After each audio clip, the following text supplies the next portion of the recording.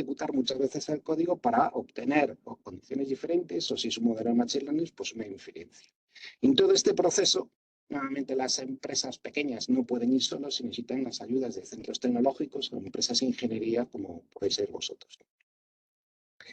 Claro, como hay muchos casos y muchas diferencias, yo os animo a visitar estos 3 booklets de proyectos que hemos ejecutado durante los últimos 15 años, en donde podéis ver decenas de casos diferentes de utilización de la computación para resolver problemas asociados a la empresa de manufactura o las empresas en general.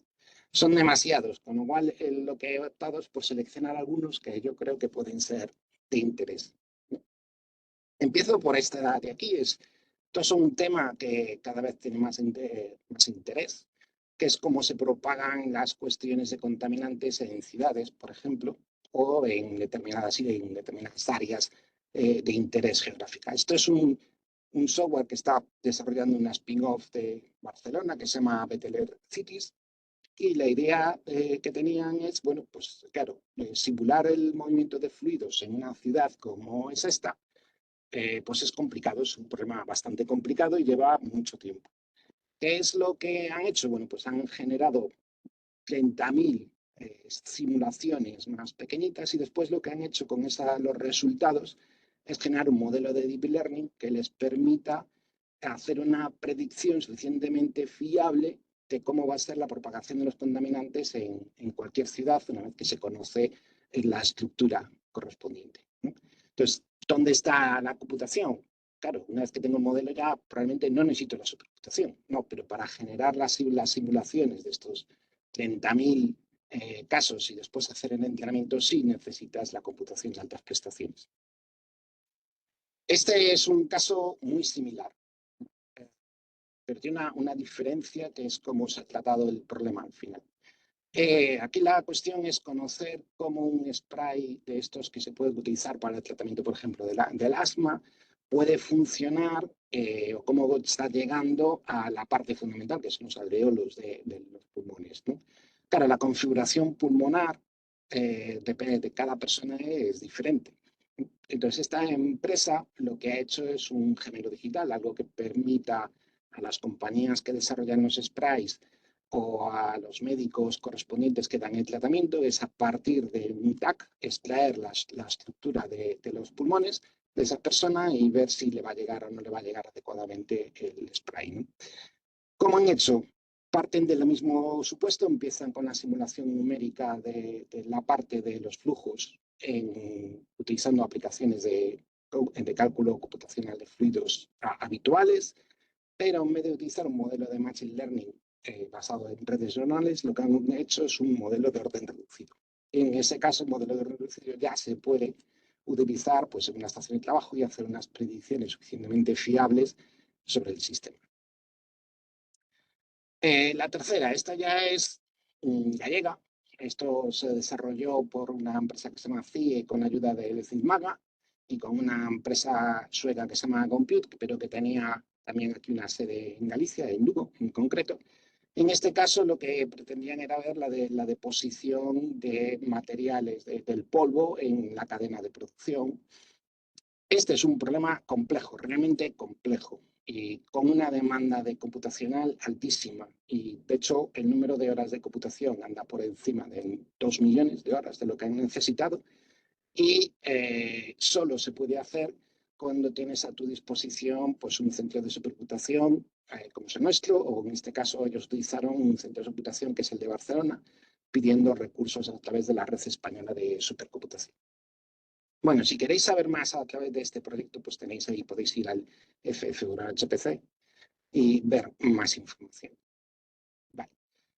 Antes Antía hablaba de los modelos generativos, estaba hablando del Stable Diffusion, del ChatGPT y demás. Lógicamente, si tú quieres partir desde cero en el entrenamiento de estos grandes modelos, pues tienes un problema si no tienes una gran capacidad de computación por detrás. De hecho, como podéis aquí, he cogido de Wikipedia la evolución del número de parámetros y fijaros en qué escala está, en miles de millones, ¿no? Y veis que la mayor parte de ellos están en 100.000 millones de parámetros, ¿vale? Incluso alguno por encima. Y esto sigue creciendo, aunque empieza ya a haber algunas dudas de que realmente tengamos que poner tantos parámetros, ¿no? Pero lo más importante es la figura de al lado, es decir, cuál es la capacidad de computación que han necesitado para poder entrenar. Aparte de tener unos cuantos millones de dólares o de euros o alguien que te esté ayudando a hacer la financiación, aquí estamos hablando de petaflops día, es decir, si no me he equivocado en el número de ceros, porque son tantos ceros que es complicado, es este número de operaciones que se necesita. Y estamos hablando de multiplicar en muchos casos por 10.000 este número. Si tenéis tiempo, os animo a coger una calculadora, dividir y pensar que podéis hacer una multiplicación por cada segundo y pensar si tendrías que escapar del dinosaurio o no para poder hacer el entrenamiento antes de que te coma. Son días, meses, y esto solo se puede hacer con un centro de supercomputación.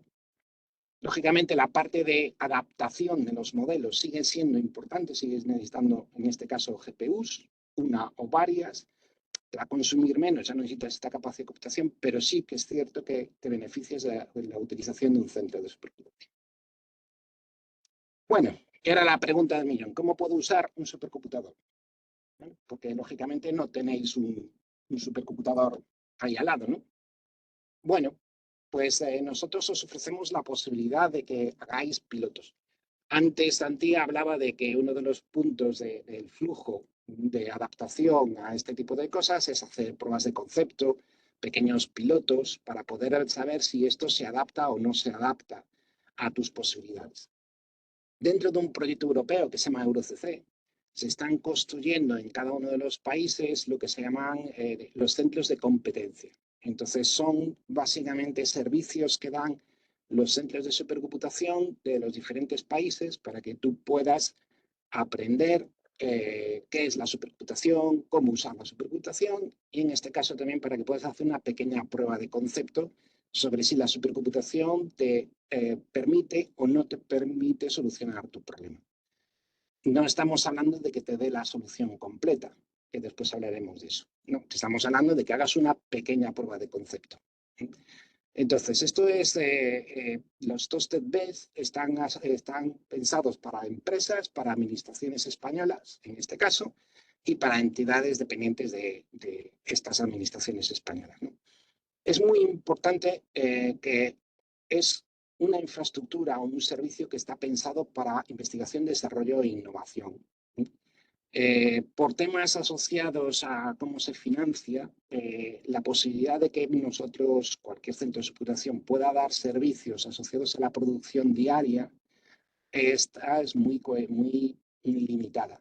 Es decir, podemos dar esos servicios asociados hasta que, digamos, entras en el mercado con un producto o un servicio nuevo, pero una vez que tienes el servicio, por ejemplo, pues una página, un sistema basado en una página web que pueda calcular cualquier flujo, por ejemplo, de fluidos en un dispositivo. Claro, eso es un sistema ya automatizado, pensado para producción, no para la innovación, con lo cual nosotros ahí estaríamos al límite de que pudiésemos prestar ese servicio, ¿no? ¿Qué es lo que ofrecemos? Bueno, ofrecemos 50.000 horas de computación, que no está mal. De nuevo, es decir, estamos hablando, si estamos 24 horas que tiene un día, pues estamos hablando de 2.000 días, si no me salen mal las cuentas, ¿no? Bueno, 2.000 días de cómputo, lógicamente no lo vas a tener en tu estación de trabajo. Tendrás que pensar en que hay que distribuir eso en los diferentes nodos. Y después, aparte de eso, como la computación no es sencilla, pues tienes acceso a especialistas, en muchos casos, no solo de la parte de supercomputación, sino que de la parte de la aplicación que quieres ejecutar. Y tenemos ahí una parte que son 40 horas de un especialista que tampoco está nada mal. ¿Cómo se solicita? Bueno, pues en este caso lo que tenéis que hacer es enviar un correo electrónico a euroccsbet@cesga.es y ahí las personas asociadas a este proyecto pues os atenderán y valorarán si es que el tipo de proyecto que queréis hacer es susceptible de ejecutarse o no ejecutarse. Claro, yo os he explicado muy rápidamente lo que es la supercomputación. EuroCC, aparte de esto, está generando también contenidos formativos, tanto vídeos para explicar más en detalle lo que es la supercomputación, sus capacidades, sus posibilidades, cómo se usa, porque tenemos que decir que desgraciadamente a su computación no es muy amigable la forma de usarlo, ¿no? No tenemos esto de los interface web, pues no lo llevamos muy bien, ¿no? Pero sí, una vez que se aprende a utilizar, la verdad es que le puede sacar mucho rendimiento. Mucho rendimiento porque sobre todo trabaja por ti, para ti, de forma desatendida durante horas, días, semanas, para que tú puedas tener las cosas y simplemente concentrarte en generar el problema y analizar el resultado. Bueno, y hoy, curiosamente, es un día muy especial porque justo ayer empezamos un proyecto nuevo financiado por la Unión Europea dentro de la convocatoria, bueno, dentro del programa europeo de computación de altas prestaciones que se llama EuroHPC. Y justo antes de ayer firmamos el contrato con la Unión Europea para hacer un nuevo proyecto de fomento del uso de la computación de altas prestaciones en dos ámbitos, uno en general, dedicado a todo tipo de computación, como los casos que he enseñado antes, como puede ser generación de modelos físicos para temas de ingeniería o temas también para generar pequeños modelos de inteligencia artificial, en donde habrá 3 convocatorias de uso de HPC y después 3 dedicadas al desarrollo de grandes modelos de inteligencia artificial o también lo que le llaman modelos fundacionales. Espero que a estas alturas ya habréis visto que este tipo de infraestructuras de supercomputación son necesarias para poder hacer. En la duración del proyecto, no todo en la primera convocatoria, lógicamente, habrá más de 24 millones de euros de subvención. Y digo subvención, además, en principio, no lo puedo garantizar en este momento, pero creemos que será el 100% de los costes.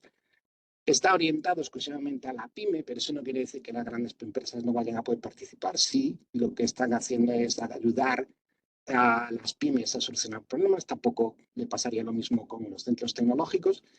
Pero todo esto, si me vais a permitir, voy a tener que esperar porque acabamos de empezar el proyecto. Lo que tenemos es que acordar con la Unión Europea ahora cuáles son las bases de estas convocatorias, la frecuencia, qué es lo que se habrá que enviar. Y yo espero que allá por el verano tengamos el primer lanzamiento de la convocatoria, con lo cual os animo a que estéis atentos a la web del CESGA, donde aparecen muchas cosas interesantes, pero en unos meses aparecerá esto porque entre otras cosas el contrato dice que tenemos que publicarlo en nuestra página web de todos los participantes en esto, ¿no? Es una gran oportunidad, se han hecho grandes cosas, ahí tenéis los buques en proyectos similares anteriores y esperemos que aquí podamos recibir propuestas interesantes desde Galicia para poder trabajar en cualquiera de las dos áreas, o bien en los modelos de AI o bien en los modelos de HPC. Y nada, simplemente deciros que os necesitamos, y que estamos ahí para lo que necesitéis en las áreas de I+D+I que requieran computación. Tenéis ahí mi correo electrónico y esperemos que pronto vengáis con alguna idea sugerente. Gracias. Bueno, muchísimas gracias, Andrés. Ha sido pues muy interesante conocer y saber pues que tenemos en Galicia esta infraestructura pionera a nivel internacional, inclusive, ¿no? Aparte de la importancia que tiene para su utilidad y sus aplicaciones. No voy, como antes, no voy a quitar mucho tiempo, ¿vale? Recuerdo otra vez que las preguntas las podéis enviar al chat y pues doy paso sin más a Javier Becerra, que es nuestro siguiente ponente. Segundo que le voy a dar, Martín en presentador. Muy bien, pues muchísimas gracias, Andrés.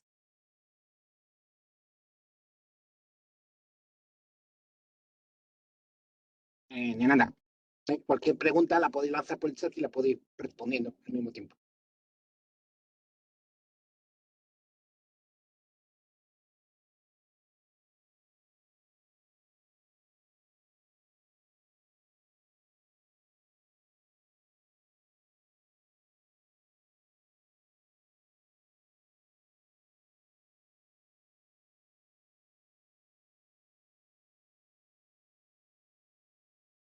Javier, no tienes voz. Tienes el micrófono activado, pero no te escuchamos.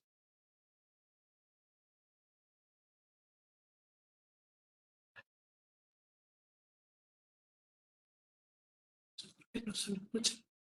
Pues a ver, ¿ahora me escucháis? Ahora sí, perfecto.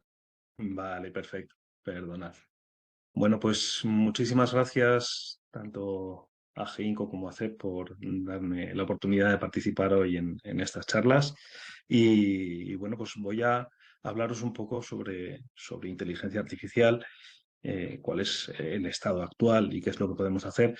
Y bueno, voy a tener una aproximación un poquito más práctica. Vamos a ver algunos ejemplos bastante concretos de cosas que se pueden hacer y que podéis hacer ahora mismo con la inteligencia artificial. Y vamos a intentar que no se nos vaya el tiempo, porque sabéis, cuando hacemos cosas prácticas es un poco más difícil controlar, pero espero que podamos verlo. Bueno, voy compartiendo mi pantalla para que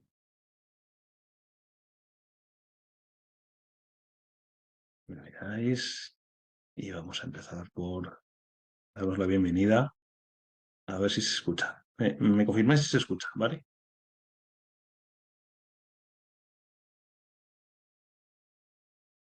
Si yo sí te escucho.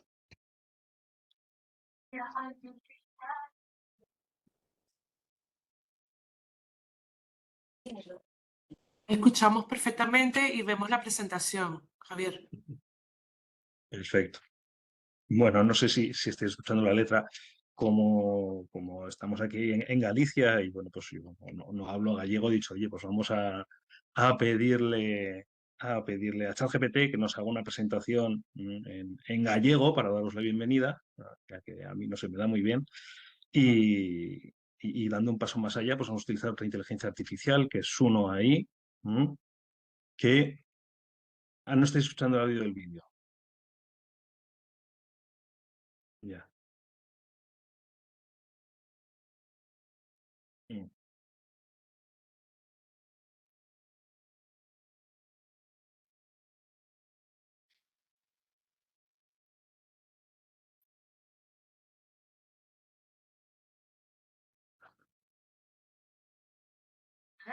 ¿Ahora?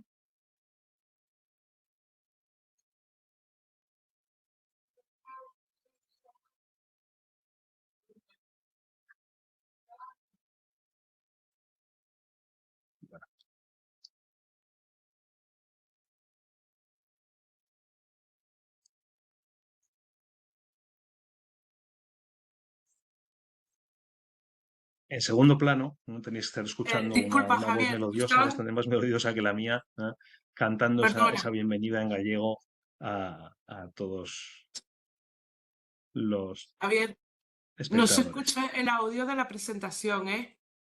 Vale, pues lo vamos a quitar. Se te Esto es que, escucha a ti, se ve la presentación, pero el audio no se está escuchando. bueno, pues os tendríais que imaginar una agradable, melodiosa voz de una señorita cantando y dándoos la bienvenida en gallego a esta charla generada por inteligencia artificial, ¿no? Bueno, seguro que esto ya lo habéis oído y lo habéis visto, está un poco en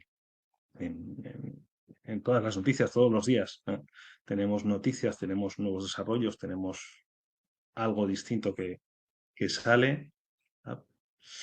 Y casi parece difícil de creer que todo esto empezó, realmente viene un poquito más lejos, ¿no? Pero toda esta revolución de los LLMs, los grandes modelos de lenguaje natural, que ahora están absolutamente en todas partes, empezó en noviembre de 2022, hace poco más de un año y medio, ¿vale? Y a día de hoy pues forma parte prácticamente del flujo de trabajo de cualquier empresa, y se ha integrado y se están integrando soluciones de forma continua, ¿no?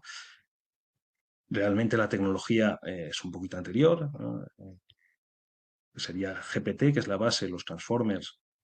Es una tecnología de 2017, publicada por Google, pero en noviembre de 2022, con ese desarrollo de OpenAI, de ChatGPT, que por un lado pues, supuso un gran avance y por otro lado, vamos a decir que democratizó el acceso, que permitió un acceso gratuito a esa tecnología para que todo el mundo pudiese probarla y pudiese ver cómo funcionaba, pues hemos tenido una auténtica revolución. Desde noviembre de 2022 hasta hoy, pues prácticamente no pasa una semana sin que tengamos un nuevo avance, un nuevo desarrollo, una nueva noticia relacionado con todo esto, ¿no? Si en 2022 estábamos hablando únicamente de ChatGPT, a día de hoy pues tenemos varios modelos que, si bien ChatGPT sigue siendo el que lidera un poco las capacidades técnicas de todos estos modelos, pues hay contendientes, ¿no? Y hay otras empresas que están trabajando y que están proporcionando resultados, ¿no? Tenemos pues, a los grandes que podríamos esperar, como Google con Gemini, su versión 1.5, a Facebook con Llama. También tenemos nuevas empresas que no estaban ahí y que ahora han surgido, como puede ser Anthropic con Claude, ¿no?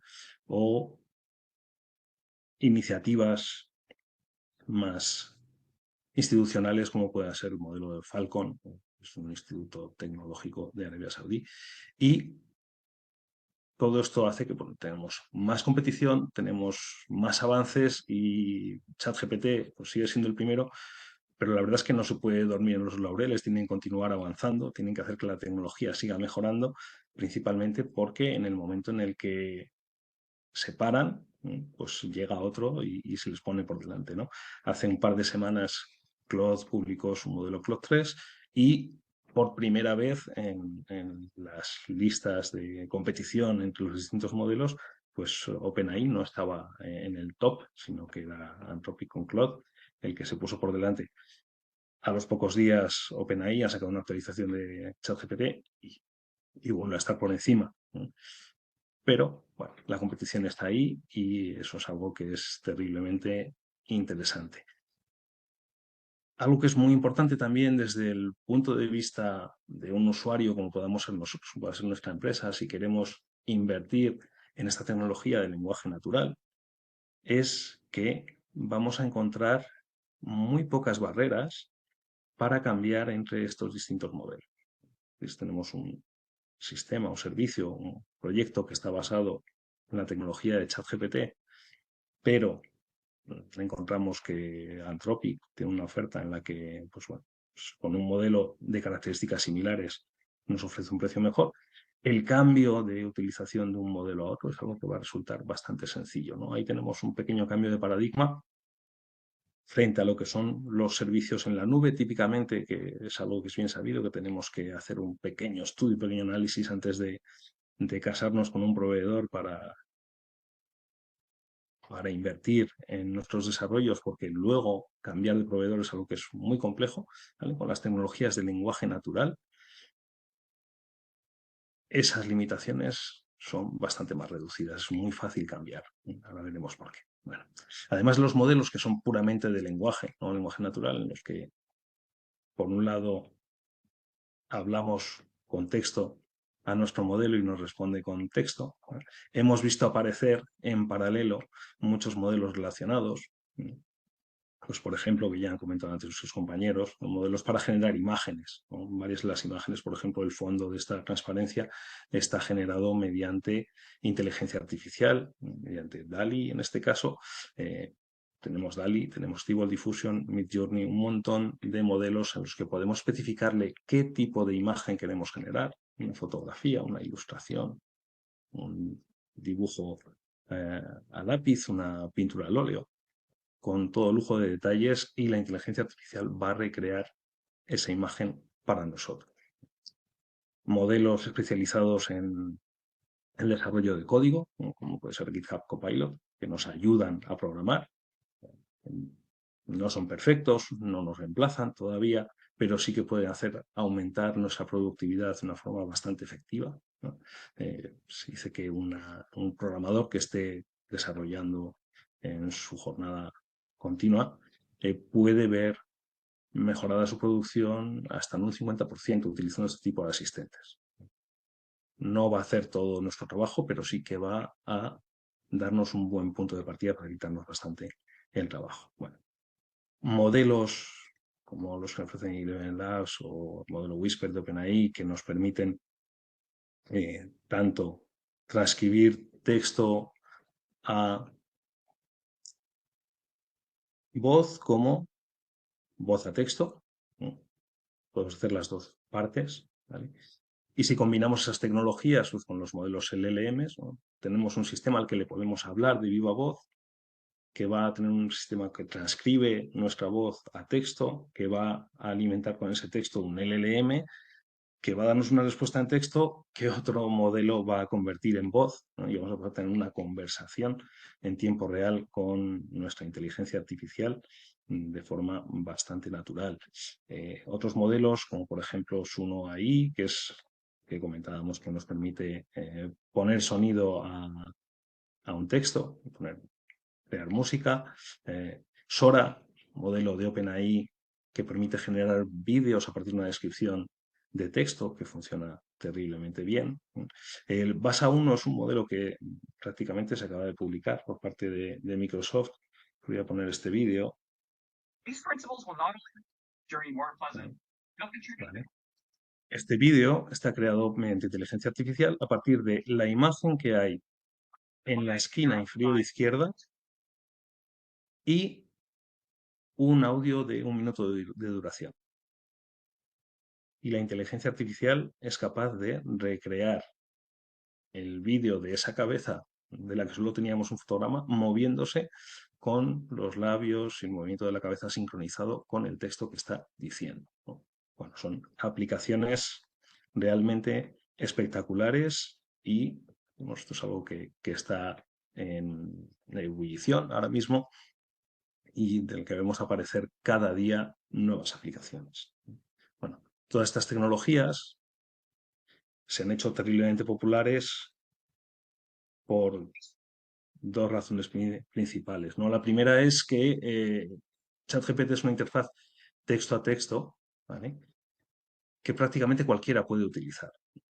Frente a todos los grandes avances que estábamos viendo en Deep Learning hasta ahora, en el aprendizaje profundo, cual llevamos bastantes años oyendo hablar de esto y veíamos, pues, por ejemplo, teníamos un sistema como AlphaZero que era capaz de aprender a jugar al ajedrez y derrotar a los mejores jugadores del mundo, o AlphaGo, derrotar a los mejores jugadores de Go del mundo, sistemas de clasificación de imágenes y que eran capaces de detectar coches o personas o perros o gatos en tiempo real, con una velocidad asombrosa y hacerlo perfectamente.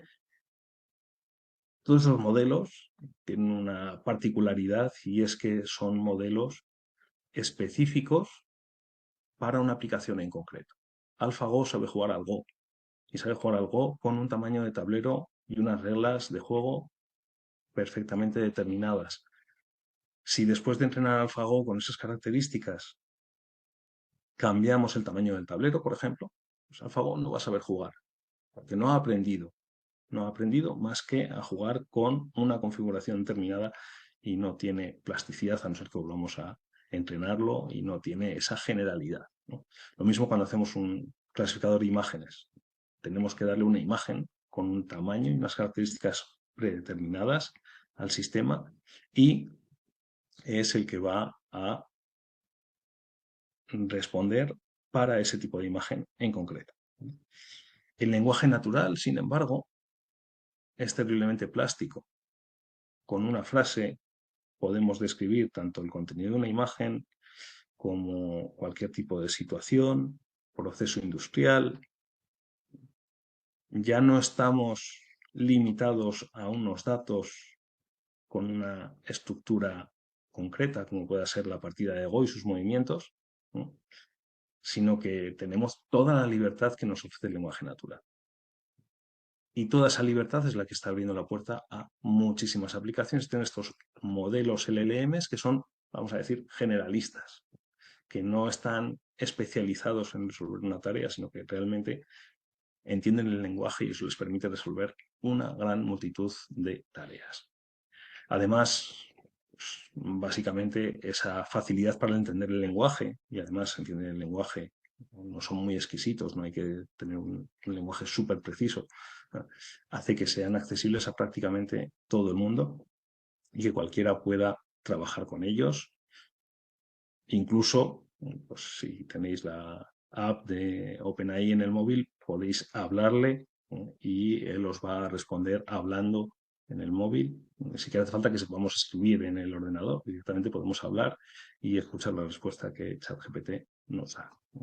Bueno, Además, todos estos modelos, sobre todo los más grandes, son modelos multidioma, los que podemos hablarles en los idiomas principales del mundo. Eso tiene otras derivadas, pero para nosotros como españoles es una ventaja el saber que ahora estos modelos ya entienden el español. O sea que hasta hace muy poco tiempo los modelos de lenguaje natural eran muy específicos para cada idioma, lo siguen siendo los más pequeños, pero los grandes modelos ya entienden el español perfectamente y eso nos abre la puerta a muchísimas aplicaciones. Y en el fondo tenemos ese lenguaje natural como un formato de datos universal. No es los movimientos de una partida, no es los píxeles de una imagen, no es la tabla de datos con columna A, B y C que nos encontramos en otro tipo de aplicaciones, sino que tenemos toda la facilidad de los modelos de lenguaje natural para describir nuestros problemas y que ChatGPT u otro modelo nos lo resuelva. Bueno, dentro de ChatGPT vemos dos vertientes de aplicación principales.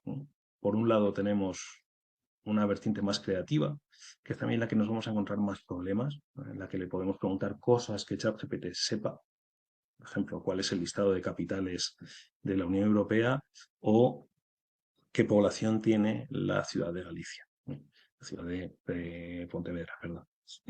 Bueno, pues ese tipo de preguntas de conocimiento en el que le pedimos que nos responda sobre cosas que él sabe, es algo que funciona relativamente bien, pero que puede sufrir de lo que se conoce como alucinaciones. Si habéis trabajado con ChatGPT, seguro que lo habéis visto, y que nos hace tener que verificar las respuestas que nos da para estar seguros de que, oye, eso que nos está contando no lo estará alucinando en un momento dado, no estará inventándose, entre comillas, la información que nos da. Bueno, el otro modo de trabajo con ChatGPT que funciona terriblemente bien es utilizar el ChatGPT como un motor de transformación. Una herramienta a la que le damos una entrada y le podemos convertir en otra cosa en la salida. ¿Vale? En ese caso en el que nosotros proporcionamos los datos de entrada, no esperamos que él nos dé esa información de su conocimiento previo. Las aplicaciones funcionan mucho mejor, hay mucho menos riesgo de alucinaciones y bueno, pues tenemos las aplicaciones más básicas como esas traducciones, oye, no sé hablar gallego, tradúceme este texto, pero también tenemos otras transformaciones que quizás a priori nos resulte un poco menos claro, ¿no? Pero podemos pedirle a ChatGPT pues, que convierta, por ejemplo, un texto en el que le decimos lo que hemos comprado en el supermercado esta mañana, nos lo convierta, que es un dato no estructurado, nos convierta en un dato estructurado en una tabla con esa información, o que nos haga un cambio de estilo de un texto para adecuarla a la audiencia a la que lo estamos enviando, que haga una revisión de ortografía, de gramática, bueno, todo tipo de transformaciones que añada más detalles a un campo, que modifique una historia para cambiar lo que le ocurre a un personaje. Bueno, todo eso, todas esas modificaciones funcionan terriblemente bien y son cosas que seguramente habréis visto utilizar con ChatGPT en distintas ocasiones.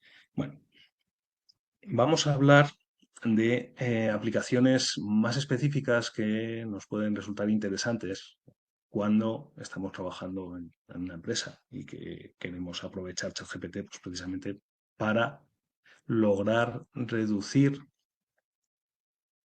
nuestra carga de trabajo, que es un poco nuestro objetivo con todas estas tecnologías, ¿no? Hacer que nuestro trabajo sea más efectivo y de esa forma lograr que nuestros resultados sean más sostenibles. Si podemos realizar la misma tarea con menos recursos, pues eso va a resultar en que nuestra empresa va a ser mucho más eficiente, que al final es nuestro objetivo, ¿no? Bueno, vamos a comentar un par de las aplicaciones más específicas y que probablemente tengan mejor cabida en el flujo de trabajos de una empresa, que yo creo que os van a resultar muy interesantes, ¿no?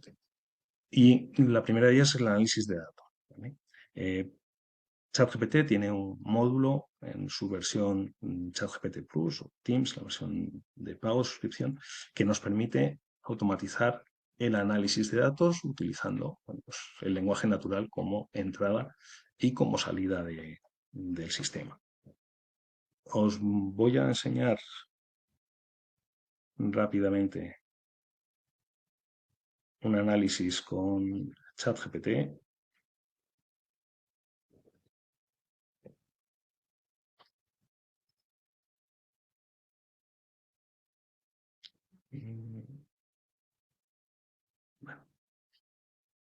¿Veis mi pantalla de ChatGPT?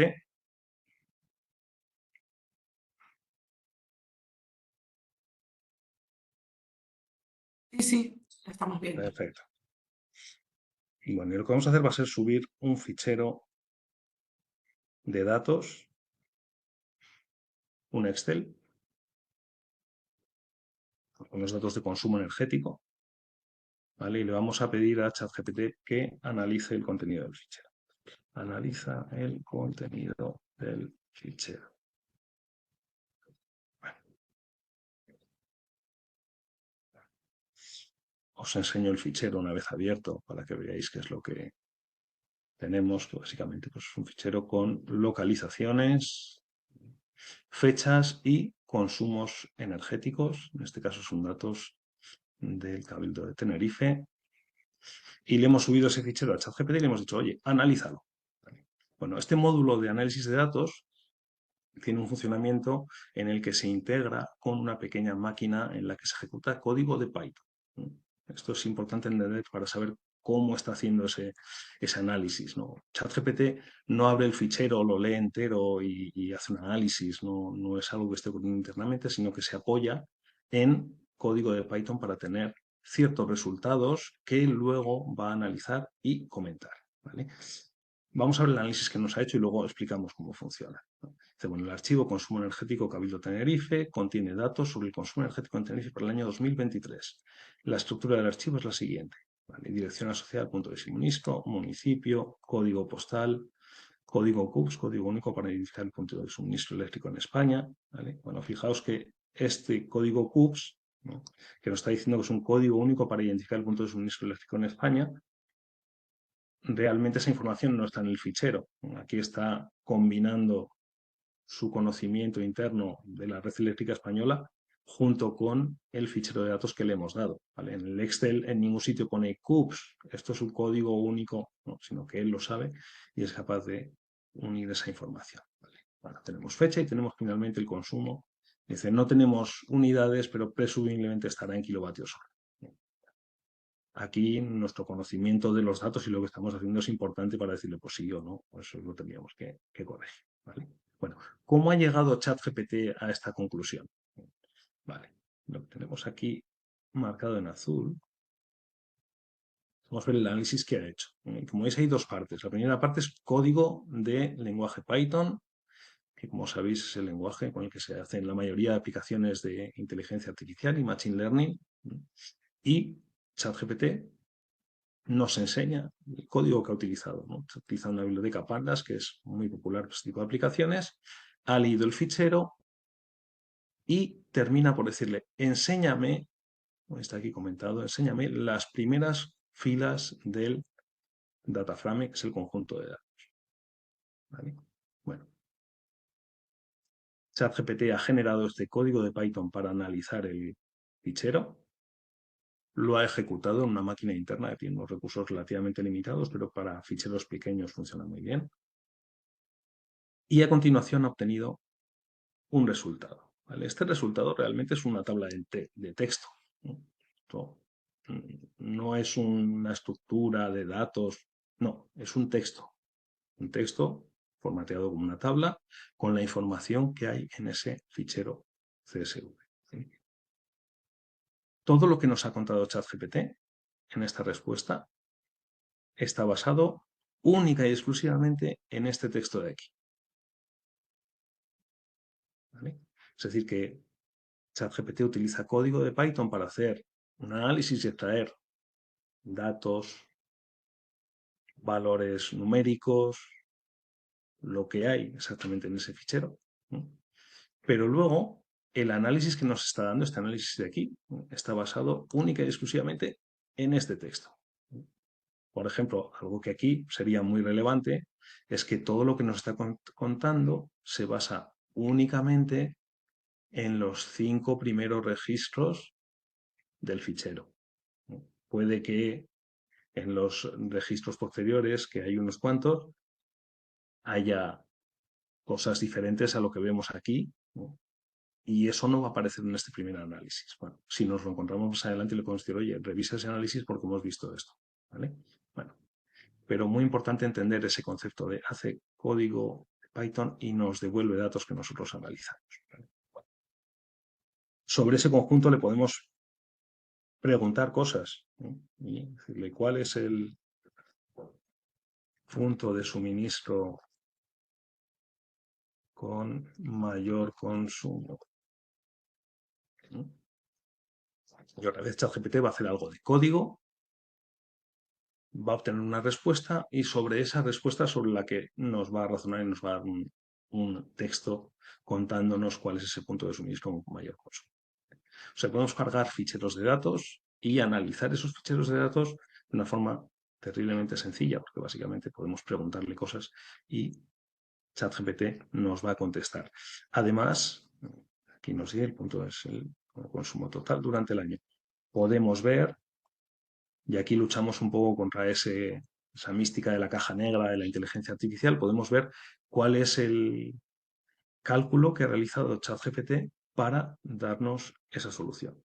Por ejemplo, nos dice que ha agrupado primero los datos por su código CUPS y a continuación ha buscado cuál es el valor máximo de consumo y nos ha devuelto el registro con el código de CUPS y su consumo. En este caso solo nos está devolviendo el código y el consumo. Oye, ¿en qué localización se encuentra ese punto? Se lo podemos preguntar. ¿En qué localización se encuentra ese punto? Bueno, como veis, podemos hablar con nuestros datos. Vamos a hablar con nuestros datos, con nuestras tablas de datos estructurados y ChatGPT va a generar el código de análisis para ayudarnos a realmente entender qué es lo que hay detrás. Esto no nos libra de entender un poco los datos que tenemos y de hacer preguntas pertinentes. No es totalmente autónomo, le tenemos que guiar, ¿vale? Pero si sabemos guiarle adecuadamente, nos va a ayudar muchísimo para hacer ese análisis de nuestros datos. Además, si este análisis estamos haciendo por ahora con datos de Tenerife, es algo que queremos automatizar para analizar, por ejemplo, los datos de todas las localizaciones de España, bueno, podemos copiar el código que está generando para poder aplicarlo sobre nuestros datos en local, ¿vale? También si se queja, porque a veces le ocurre si pedimos cosas demasiado complejas, se puede quedar sin memoria, bueno, se queda sin memoria en su entorno de ejecución, pues que podamos ejecutarlo en local, ¿vale? Esta es una de las características, yo creo, más interesantes de ChatGPT ahora mismo a la hora de ayudarnos a analizar toda la información que tenemos en nuestra empresa. Bueno, otra de las características que también nos puede ayudar mucho y que es muy popular es lo que se conoce como la consulta RAG, que puede que hayáis oído hablar, ¿vale? En el cual podemos hablar no solo con una hoja de datos en Excel o en CSV, sino con ficheros PDF, por ejemplo, es que tengamos toda la información pertinente para nuestros procesos, para nuestra empresa, para básicamente nuestra base de conocimiento. Bueno,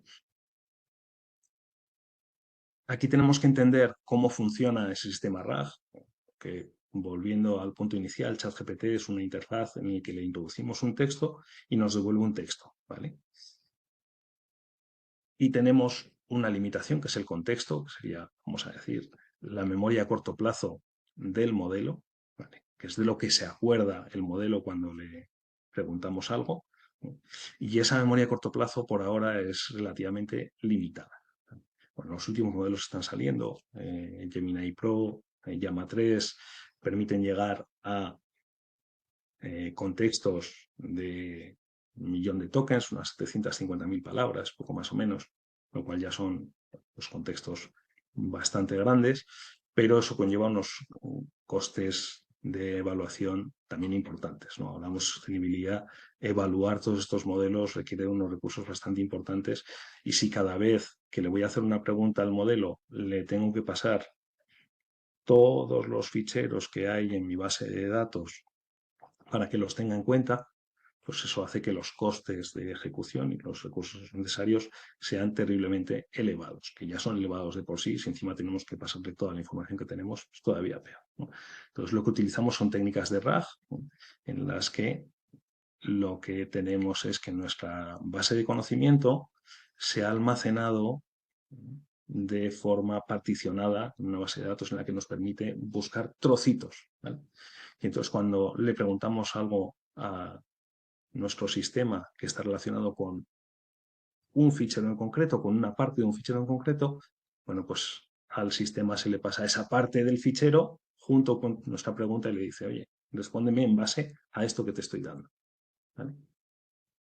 Para eso necesitamos coger los ficheros, particionarlos, almacenarlos para que se pueda buscar sobre ellos y luego hacer la consulta. OpenAI ha automatizado muy bien este proceso, es algo que OpenAI está haciendo de una forma fantástica, no solo desarrollar los modelos, sino luego hacer que sean accesibles prácticamente para cualquiera y nos permite hacer lo que se conoce como GPTs, que son, bueno, chatbots personalizados a los que les vamos a poder especificar además cuál es nuestra base de conocimiento, cuáles son los ficheros PDF u otro tipo de datos que tendría que tener en cuenta. Bueno, aquí hemos creado, no tenemos mucho tiempo, os lo enseño, ya he creado un poco cuál es el diálogo que hemos seguido con ChatGPT, en ese GPT Builder, que es la interfaz del lenguaje natural otra vez para crear estos elementos. Hemos creado un sistema para identificar el TRL de un proyecto. Si habéis participado en propuestas de proyectos europeos, seguro os ha tocado decir, oye, esta es una convocatoria en la que pasamos de un TRL 4 a un TRL 6. Vale. ¿En qué TRL está mi propuesta? ¿Qué tengo que hacer para llegar al TRL 6? ¿Cómo evalúo todo eso? Bueno, pues hay una serie de guías y de documentos que podemos utilizar de base y nosotros hemos cogido, pues, por ejemplo, un par de PDFs, una guía de evaluación de en qué nivel está una propuesta. Y aquí tenemos, oye, qué tipo de solución tienes, ¿vale?, y en qué nivel, en qué TRL se encuentra en función de su estado. Cuando nosotros hemos cogido esta información, este PDF, y lo hemos subido a ChatGPT y le hemos dado una descripción diciendo, oye, eres un advisor para el programa 2020 de la Unión Europea y tienes que evaluar el TRL de las propuestas para proyectos europeos, ¿vale? Lo que le estamos diciendo aquí. Nos propone un nombre para este GPT, nos propone un icono porque tiene DALL-E para generar las imágenes, así que nos hace un icono para nuestro GPT. Nos pregunta, oye, ¿qué tono tendría que utilizar? ¿Hay algo más específico? Aquí podríamos haber sido un poco más específicos diciéndole qué rol queremos que asuma, cómo queremos que nos dé información de detalle. Le subimos la documentación, en este caso un par de PDFs que tenemos en los que se describen los niveles y tenemos la descripción más detallada para cada tipo de producto que es, ¿no? Y finalmente ya está, ya lo puedes utilizar y podemos venir aquí y decirle, oye, por ejemplo, tengo un proyecto basado en drones que capturan imágenes en una explotación forestal y estiman la cantidad de madera que se ha extraído. Por ahora es un piloto que se ha validado en una única explotación. ¿Qué TRL tiene? ¿Vale? Bueno, que lo hemos especificado en inglés, sabéis que ChatGPT entiende distintos idiomas y, bueno, como veis, nos dice que el proyecto se ha validado en un entorno relevante, pero es una explotación, probablemente un TRL 6, que indica que hemos pasado de la fase de validación de laboratorios del TRL5 a una fase donde hemos probado en un contexto que se asemeja mucho al entorno operativo real. Le damos nuestro punto de partida, que son las guías de evaluación, y nos aseguramos de que las respuestas que nos da ChatGPT corresponden con lo que nosotros necesitamos, ¿vale? Bueno, más aplicaciones que podemos utilizar esta tecnología de lenguaje natural en las que podemos ver. Esto mismo podemos hacerlo con aplicaciones, no tenemos tiempo, pero tenemos aplicaciones para instalar en local,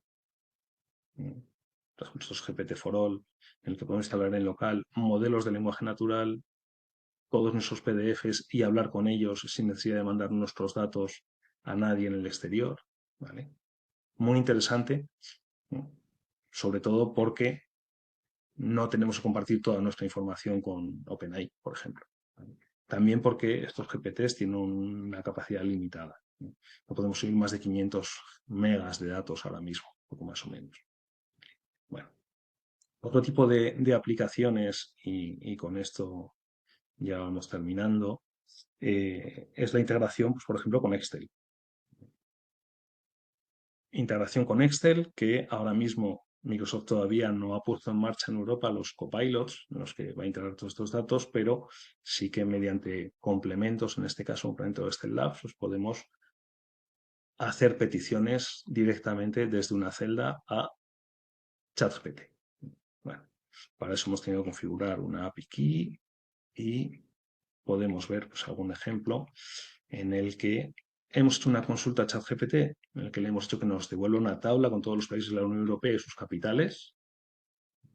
ChatGPT nos devuelve esa tabla, interfaz texto a texto, así que nos devuelve un texto. Bueno, hacemos un pequeño proceso con un método de Excel para convertir ese texto en una tabla otra vez que podamos utilizar dentro de nuestros datos de Excel normalmente, como cualquier otra tabla de Excel, ¿vale? Y en este caso, pues para cerrar el círculo, hemos generado los datos con ChatGPT y ahora hacemos consultas basados en esos datos, ¿vale? Nos preguntamos cuál es el nombre más popular para cada una de las capitales europeas, ¿vale? Ese sería el prompt que tenemos en este caso, ¿vale? Y a continuación la respuesta de ChatGPT.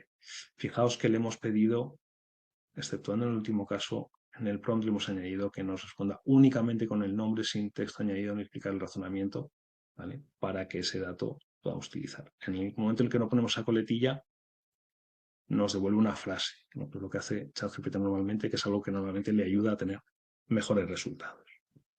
Bueno, hay muchas más aplicaciones de ChatGPT y OpenAI, inteligencia artificial. Se nos acaba el tiempo, así que voy a simplemente enseñaros una slide,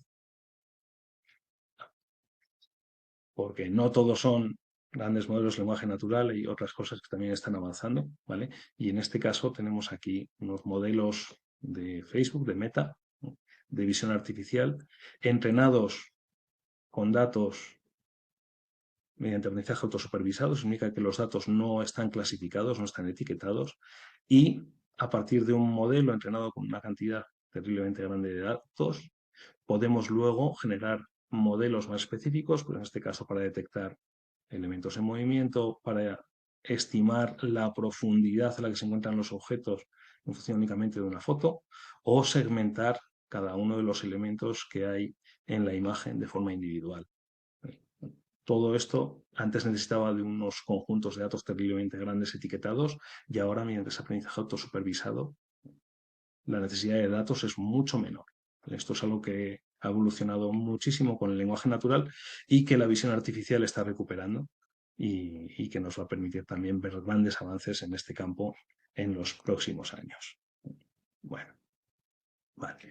Finalmente, y un único apunte, legislación. Hemos visto al principio de la ponencia ese modelo de Microsoft que han dicho que no van a hacer público por ahora por motivos evidentes, en el que a partir de una foto y un audio se genera el vídeo correspondiente de la persona diciendo lo que dice el audio, ¿vale? Bueno, eso da bastante miedo en ciertos aspectos y las administraciones están intentando legislar para evitar abusos y para limitar los problemas que podamos tener, ¿vale? Bueno, En la Unión Europea se está poniendo en marcha la Acta Europea sobre IA, donde lo que más afecta son los modelos de alto riesgo, en los que vamos a tener que llevar un tracking exhaustivo de los datos con los que se ha entrenado, ¿vale? Y en Estados Unidos, especialmente en California, también se están llevando a cabo propuestas de regulación, algunas incluso haciendo responsables a los creadores del modelo de los daños que se pueden hacer con ese modelo, lo cual resulta terriblemente difícil de controlar, ¿no? Es como si haces un coche y alguien usa ese coche para atacar un banco. Bueno, no puedes controlar para qué usa la gente el coche que le has vendido, ¿no? No puedes controlar para qué usa la gente el modelo que tú has creado. Ahora mismo se está debatiendo y esperemos que todas esas propuestas pues terminen por encajar en algo que sea razonable. Pues muchísimas gracias por vuestra atención. Nos hemos pasado un par de minutitos y si tenéis alguna pregunta, alguna duda, tenéis ahí mi correo, si no por medio de AGINCO, cualquier cosa que necesitéis. Bueno, damos paso pues al turno de preguntas que podéis enviarlas a través del chat. A ver si hay alguna pregunta. ¿Tenéis alguna pregunta? Pues Andrea se ha tenido que desconectar, con lo cual nos ha dejado su correo electrónico para, si tenemos alguna duda, alguna cuestión, poderle enviar directamente. ¿Alguna pregunta?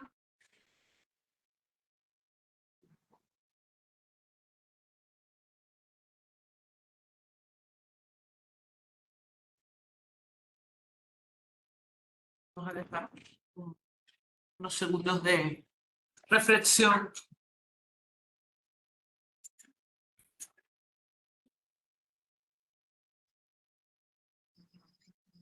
Bueno, mientras pensamos, primero, bueno, agradecer a Javier también, muy interesante la presentación, y pues agradecer también a todos los ponentes del día de hoy por sus interesantes aportaciones. Si alguien precisa alguna presentación, la puede solicitar a GEINCO, ¿vale? Recordaros también que el próximo jueves 9 tendremos otra sesión de obradoiros, en donde pues hablaremos de tecnologías como el gemelo digital, la simulación, la visualización, la realidad aumentada, realidad virtual, Smart Cities, y bueno, tendremos otros 3 ponentes de alta envergadura para estas tecnologías. ¿Alguna pregunta? ¿Alguien? Aquí estás. Tenemos Sí, una pregunta. Javier. Cacho Alonso nos pregunta por la bola de cristal. Bueno, ahora mismo, ¿qué nos falta para que haga un proyecto de ingeniería completo? Por un lado nos falta contexto entendido como la memoria a corto plazo del modelo, ¿vale? Por tanto, estamos ya en ese millón de tokens. Google dice que está en pruebas con contextos de 10 millones, ahí ya sí que empezaríamos a tener un contexto relativamente importante, ¿vale? Pero nos sigue quedando un problema muy importante por resolver, que son las alucinaciones. Las alucinaciones que hacen que tengamos que revisar esos proyectos de ingeniería completos al 100%, ¿no? De forma iterativa, probablemente sí que podamos conseguirlo, es decir, yendo poco a poco, empezando por un esquema y completando puntos y guiando nosotros la inteligencia artificial, pero simplemente darle el prompt, oye, este proyecto y que salga completo, yo creo que todavía estamos bastante lejos. ¿Cuántos años? Creo que muchos. Creo que muchos, porque hay problemas que no sabemos muy bien cómo abordar, ¿no? Y el principal de ellos son las alucinaciones. Con la arquitectura de modelos que tenemos ahora, las alucinaciones son algo estructural, algo inherente a la forma en la que los modelos funcionan.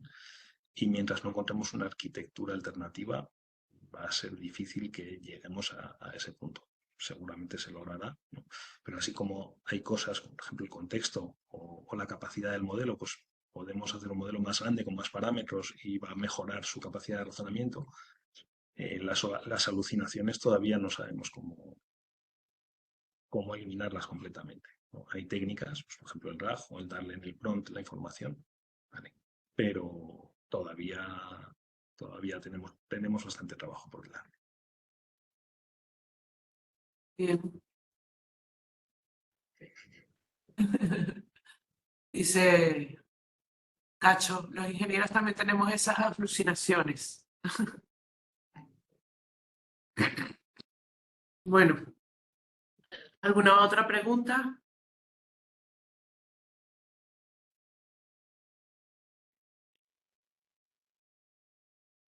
Bueno, nuevamente dar las gracias a todos los ponentes. Muy interesantes las charlas, hemos aprendido un montón. Y sobre todo los casos prácticos. Nada, recordar nuevamente el próximo jueves 9, siguiente obradoiro. Y sin más, pues nada, daremos por cerrada la sesión de hoy. Las presentaciones para quienes la requieran la pueden solicitar a GEINCO. Y pues muchísimas gracias a todos los participantes, a todos los ponentes.